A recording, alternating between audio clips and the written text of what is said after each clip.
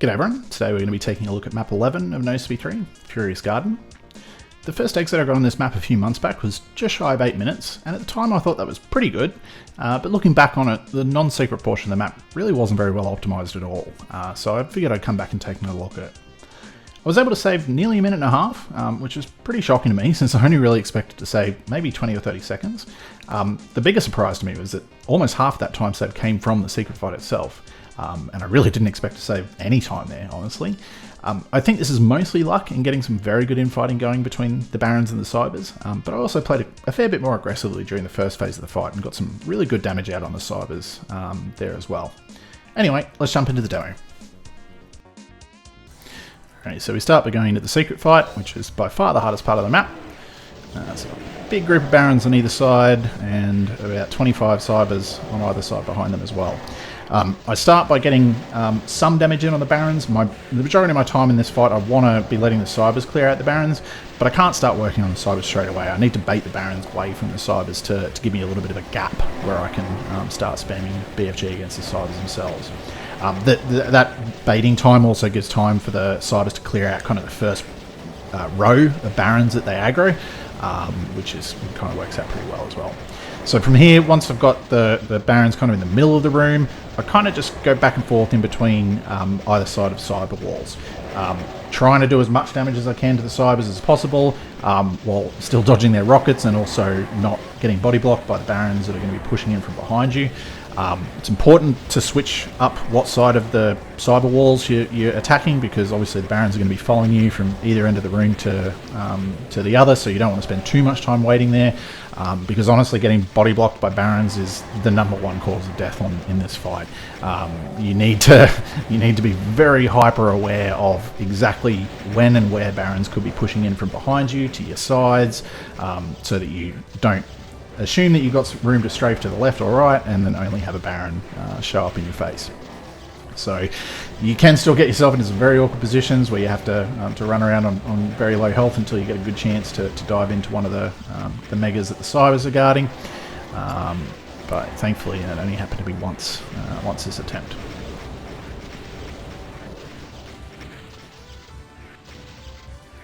So once I'm at this point, most of the Barons are dead. I need to wait until every Baron's died, but that will open up a little cubby that contains 2 invulns. It can be a little bit difficult trying to track down the last 1 or 2 Barons. Obviously, as you get towards the end, once most of the Barons are dead, you don't have them soaking up rockets for you. So it becomes a lot more dangerous kind of in that 20 or 30 seconds just before you get to the first invuln. So once I've got the invulns, pretty much just stay out the front for the most part. About halfway through my first cell stack, I'll move over to this left-hand side. There are teleport line defs in these lava pools that will teleport the Cybers back and forth between each end. You can see them kind of popping in and out, but there's less teleport lines on the side that I was camping on towards the end there, so I want to try and bait as many of them over to that side as I can to limit how much they're teleporting back and forth, and I can get some good damage out. As you can see, almost all of this side was completely dead by the time I came here with the second invuln, which is really good. It let me run into that switch straight away.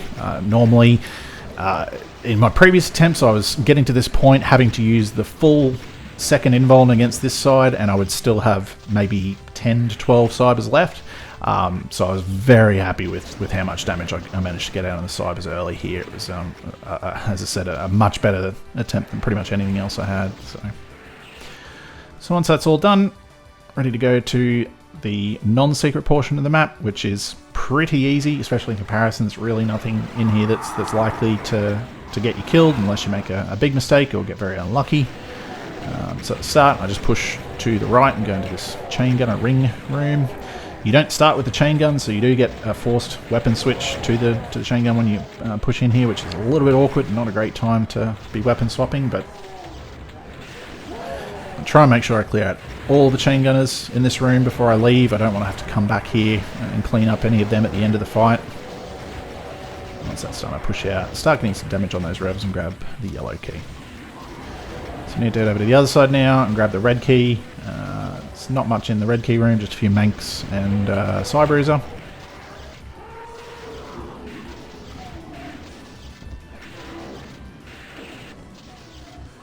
sure I clear all of these guys out as well for the same reason as the chain gunners. So now I push out and grab the red key. And with these 2 keys I can now push to the exit switch and open that up. A whole bunch of revs and evil marines will spawn in when you grab the keys, so you'll want to get those keys as quickly as possible. The evil marines can be very dangerous. They can easily shred you if they pop up kind of when you're not expecting them to. You can watch my health here. I'm pushing through and I'm eating evil marine blasts and I just get absolutely demolished. But thankfully there's plenty of health in this fight. You really can just afford to play a little bit fast and loose through this section. As I said, there's not much here that's really going to threaten to kill you. So now we're just on to cleanup. This is probably the area that I think you could look at saving some time on. It's a little bit... This kind of room is a little bit awkward from a geometry perspective.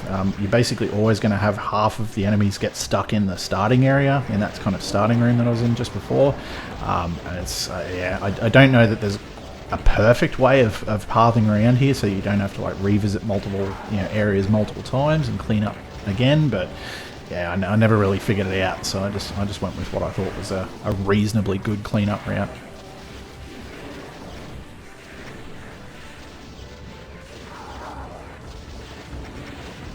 Now I like to kill this. There's 3 exit cybers as you usually see in nosp3, but these guys are really awkward to kill because you don't have much room behind you to back up, and it's very easy if you go up there and try and just get in their face and face plant them.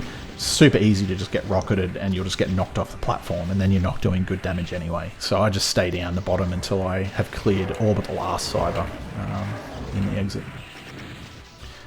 I probably should have refilled on ammo before coming into this section. I have to drop down and waste a few seconds refilling before I go to the last guy.